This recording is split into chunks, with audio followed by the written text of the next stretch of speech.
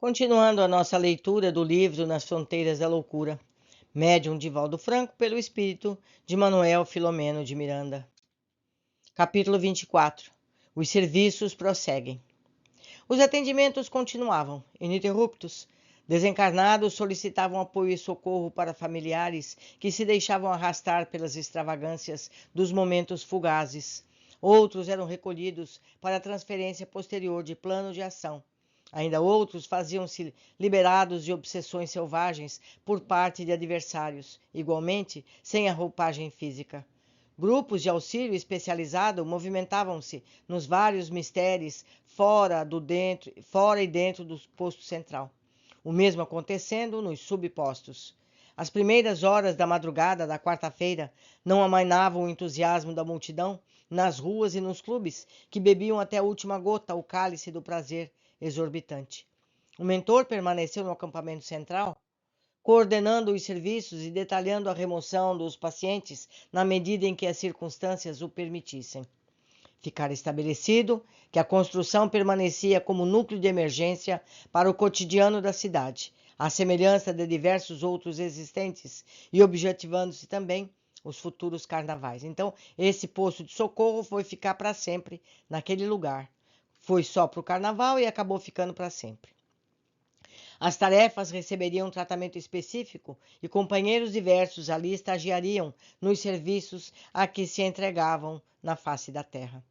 Funcionaria igualmente para treinamento de candidatos novos no labor de socorro espiritual, bem assim na condição de hospital para recém-desencarnados. Sucede que o Ministério do Bem não tem limites e a ação do amor através da caridade é incessante. Cansaço, adiamento, dificuldades para a atividade generosa constituem recurso de apoio à indolência ou à indiferença fraternal quando defrontamos a dor. Continuava muito densa a psicosfera em torno da cidade, particularmente nas áreas de maior agitação, quando o dia triunfou em sol dourado. Pequenos grupos retornavam aos lares, um tanto desconcertados pela hora avançada, e a cidade parecia refazer-se da exaustão. O benfeitor reuniu os cooperadores mais próximos no centro de comunicações, a fim de formular os agradecimentos ao Pai Criador e a Jesus em face da etapa que ficava concluída na sua primeira parte. Os que se encontravam em serviço nas demais dependências participariam da oração coletiva através de aparelhos instalados previamente nos diversos módulos, bem como sincronizados com os subpostos. Olha aqui o que está sendo dito. Já nesse tempo, esse livro não é moderno, já havia um sistema de comunicação entre os postos. Seria um WhatsApp, um Zoom, já era um Zoom, onde todos iam participar daquela atividade presencialmente ou à distância. Isso é muito bom. Continuando. Havia em todos uma sensação de paz e júbilo espontâneo que transparecia em cada semblante. Dr. Bezerra assomou à frente do grupo, sem maior delonga, usou da palavra. Caros irmãos, o Senhor esteja conosco. Com a normalidade que retoma a cidade, encerramos os compromissos de emergência nesse posto de socorro. Os 4 dias de atendimentos especiais ensejaram-nos valiosas experiências de que não nos esqueceremos pelas lições salutares que pudemos recolher. Vivemos o dever fraternal, ao lado do próximo e em sofrimento, sem que escogitássemos, em demasia, nos motivos e razões das aflições que os assaltaram. Candidatemo-nos ao socorro e oportunidades não nos faltam, como não nos serão escassas, se estivermos vigilantes e dispostos ao seu atendimento. Ao trabalhador cuidadoso nunca falta o que fazer. É certo que nós poderíamos ter empenhado mais. No entanto, fizemos o que nos foi possível e damos conta ao Senhor da nossa escassa colheita de resultados, confiando na sua misericórdia e amor. As deficiências pertencem-nos e os resultados bons decorrem de suas mercês que nos não faltam, as mercês de Deus, do Altíssimo. Por tudo isso, louvamo-lo e agradecemos. Somos gratos aos companheiros que se empenharam na ação do bem, sem exigências nem imposições, aprendendo com o trabalhador infatigável a jamais recuar ante o dever, por mais necessário seja o esforço, até o sacrifício, quando for o caso. As horas passaram em festa de fraternidade, sempre breves quando amamos e longas quando nos deixamos afligir pelo desespero. Raia o dia novo, compromissos interrompidos momentaneamente ou programados para o futuro aguardam por todos nós. Jamais receemos ou estagiemos na indagação ociosa ou na justificativa desnecessária. Há muito por favor em favor do próximo, quanto de nós próprios, que deveremos realizar. Quem adia o momento da ação libertadora, mais se algema a desdita, retardando sem motivo a própria libertação. E essa somente chega quando o ser humano se ilumina interiormente com a verdade, acionando os recursos do amor a benefício do próximo. O nosso ontem é largo, demora-se, assinalado por escombros e sombras que aguardam remoção. O amanhã, porém, é infinita concessão de esperança para a felicidade. O hoje, todavia, é o divisor do tempo, o momento decisivo, o convite imediato à ação que não pode esperar. Não o posterguemos, a fim de não perdermos o veículo da oportunidade correta, alongando penas e aumentando responsabilidades. Houve uma pausa oportuna, após a qual deu curso às considerações. Quem conhece Jesus não tem como excusar-se, e quem o identifica sobremaneira pela visão da doutrina espírita, já não lhe pode resistir ao chamado para a transformação de si mesmo e do mundo em que vive, tendo-se em vista as provocações, ou melhor, tendo em vista as provações escrucidoras que visitam a humanidade. Nós conhecemos as duas realidades da vida, honrados pela luz do discernimento que a fé raciocinada e experimental nos concede. Cabe-nos não desfraudar, sob pretexto algum, o compromisso abraçado que é servir, servir mais, servir sempre sob a égide do Cristo. Pairava no ar uma suave e doce melodia soprada por seres felizes que partilhavam à distância daqueles momentos ditosos. Todos concentramos os olhos no benfeitor, que se transfigurou diante de nós, com voz comovida e penetrante, então orou. Senhor da vida, nós, que sempre te pedimos, fazemos uma pausa para oferecer-te o nosso reconhecimento. Não obstante todas as concessões com que nos enriquecestes, apresentamo-nos solicitando, na carência que referimos, quando somente deveríamos louvar-te e agradecer-te. Fazemo-lo agora com emoção, por tudo de mal que nos poderia haver sucedido e não ocorreu, pelos insucessos que experimentaríamos e não tiveram lugar, pelas dores lenidas e socorros prestados, pelas oportunidades não perdidas e pelas tentativas acertadas, pela sintonia mantida com os teus mensageiros e as instruções recebidas, pelo desejo de servir em teu nome e ação que foi conjugada pela união de esforços de tantos que te amam e se entregam à vivência da tua mensagem. Porque nos chamaste na desolação em que nos debatíamos, a fim de te encontrarmos na pessoa do nosso irmão, quando então nos encontramos, somos-te reconhecidos.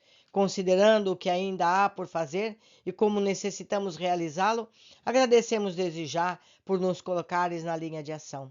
E por aqueles que ainda não sabem ou não querem agradecer, muito obrigado por nos facultares conviver com aqueles e conquistá-los com o teu amor. Senhor, louvado sejas. Lentamente o amigo retornou à sua feição habitual, enquanto suaves energias pairavam no ar, penetrando-nos docemente. Os cooperadores aproximaram-se, expressaram os seus sentimentos à nobre entidade, por sua vez agradecendo haverem participado daqueles dias de realização enobrecedora. Logo retornando aos seus compromissos, que não cessaram por completo.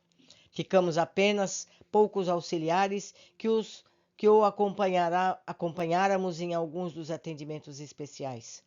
Façamos uma visita às enfermarias, propôs, dinâmico e incansável, antes de novos deveres nos chamarem a outras liças. Revimos Hermance, que se encontrava em sono reparador. Acolitada pela avó Melide, tanto quanto Fábio e o colega em repouso refazente, sob as assistências vigilantes de Dona Ruth, que informou sobre a família em adaptação após o golpe que alcançou.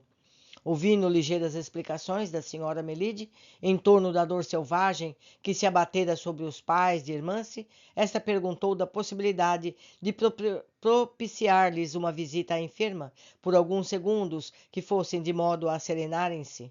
Aduziu que a mãezinha, de alma estiolada, agasalhava a ideia da morte num desejo de estar com a filha, que parecia tanto depender do seu carinho. O amigo, todavia, obtemperou. Compreendemos o carinho da devotada irmã Melite. No entanto, Hermance não pode, nessa situação, ser perturbada por qualquer ruído, necessitando desse repouso profundo.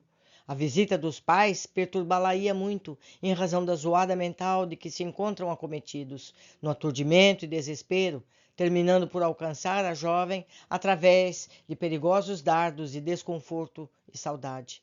Tomaremos, no entanto, as providências para que técnicos de comunicações propiciem-lhe sonhar com a senhora, com a vozinha, já experiente nesses mistérios, mediante o que os acalmará. Após alguns segundos, concluiu: somente lhe recordamos que os filhos, por mais amados, não são propriedade nossa, pertencendo antes a Deus. A veneranda avó sorriu e compreendeu, respondendo, jubilosa: tentarei não esquecer, buscando preservar os cuidados que a situação requer. Pensava na zoada mental que dispara dardos quando o benfeitor elucidou-me. Em nossa área de ação, o silêncio não é a decorrência da cessação da voz, a parada dos ruídos que ferem os tímpanos, como ocorre na Terra.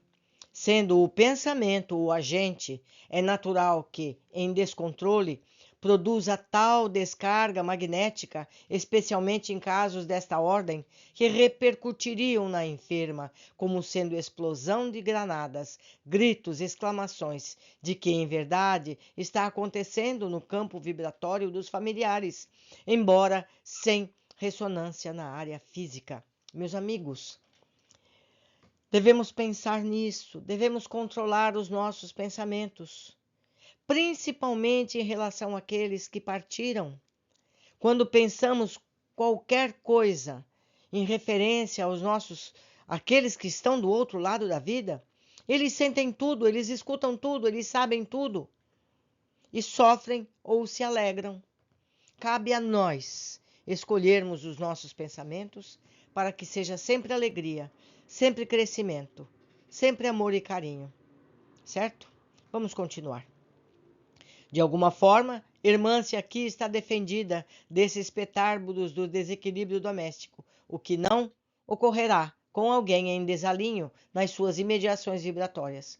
Outro sim, o impacto emocional dá surgimento a ondas que atiram flechas certeiras no alvo, produzindo danos lamentáveis que devem e podem ser evitados. Isso não alcança a Irmance porque ela está dentro da enfermaria espiritual, que naturalmente tem proteções para esse tipo de vibração. Continuando. No mundo é difícil para muita gente fazer silêncio oral, quanto mais o de ordem mental. Viu? É isso.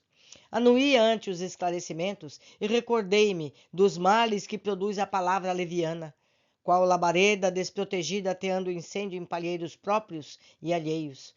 Não descartei a meditação sobre os ruídos mentais desgovernados dos que calam, quando não podem infectivar e agredir, reagindo com o pensamento em aluvião de revolta, desejos de soez vingança, desejando cargas de magnetismo dissolventes sobre os seus opositores ou desafetos. Os primeiros deslocamentos estavam previstos para a madrugada seguinte, e os preparativos faziam-se em clima de ordem sobre cuidados compreensíveis. O mentor advertiu-me que às 7 horas da noite voltaríamos ao hospital de saúde mental para as primeiras providências no caso de Julinda. Mais um capítulo cheio de conhecimento e ensinamento para nós todos. Que possamos reler e meditar sobre cada advertência que nos fez. Por hoje ficamos por aqui, aguardo todos nos próximos capítulos. Abraços.